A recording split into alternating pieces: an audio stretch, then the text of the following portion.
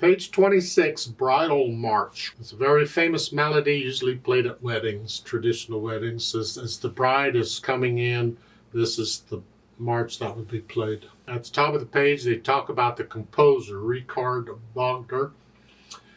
German composer, and I don't pronounce it very well. It's like I'm speaking a German name with a Kansan accent. So there you go. What a choice. But you can read about him. He's famous for his operas. So let's talk about Bridal March. It's 2 lines long, treble and bass clef, 4/4 time. Half notes and quarter notes and whole notes. Okay, it's no big deal. I think the rhythm's fine. Right hand first, let's make sure we got the notes and the rhythms. So you're starting out with thumb on middle C. So you're here, and put your hand here. And it's 1, 2, 3, 4. 1, 2, 3, 4. 1. You get the idea? Left hand plays the second line, and its little finger on C down here. So there's middle C, go down 1. And that puts your hand here. So 1, 2, 3. It's the same rhythm as you had at the first line. In fact, it's the same notes too. They're just an octave lower. Remember octaves? I spoke about octaves. So once you have an idea of the notes, then go through it however many times. Keep it slow, get rid of the hesitations, and also play this without looking at the keyboard. Then we can think about the dynamics. And F, remember, is short for forte, which means loud. I don't know what loud is. You have to decide what loud. Don't go crazy with loud. It's just loud for the situation you're in. Just play it loud. 2,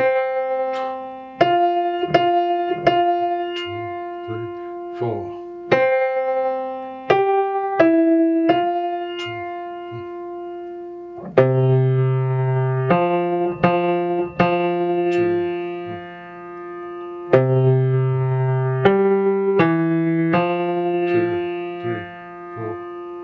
And if you want, try putting in the phrasing. The phrasing is the musical sentence. That's a musical thought. And in this piece, if you listen to it, that's one thought. So you connect all of that in the first line, and at the end of the first line, you lift up before you play the note in the second line. So there's a little silence between here and here. It's like taking a breath. So try putting in the phrasing, the musical sentences there too. Makes it a little more musical. We're getting into interpretation. Dynamics is part of interpretation, but they're telling you this is where approximately you need to interpret it, right? Well, phrasing or musical sentences and all that, that's part of interpretation too. You need to learn interpretation as we go through the book, and most books don't teach it. This one doesn't. Most teachers don't teach it. Most of my teachers didn't teach it. There's a lot of independent study on my part. What is this interpretation about? So I would like to include interpretation in these lessons as we go through, a little bit at a time. Let's play this together very slowly and double check that you have the correct notes and rhythms. I'll give us 4 counts.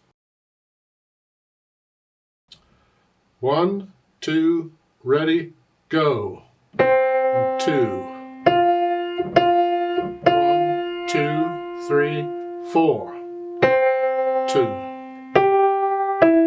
1, 2, 3, 4. 2, 3, 4.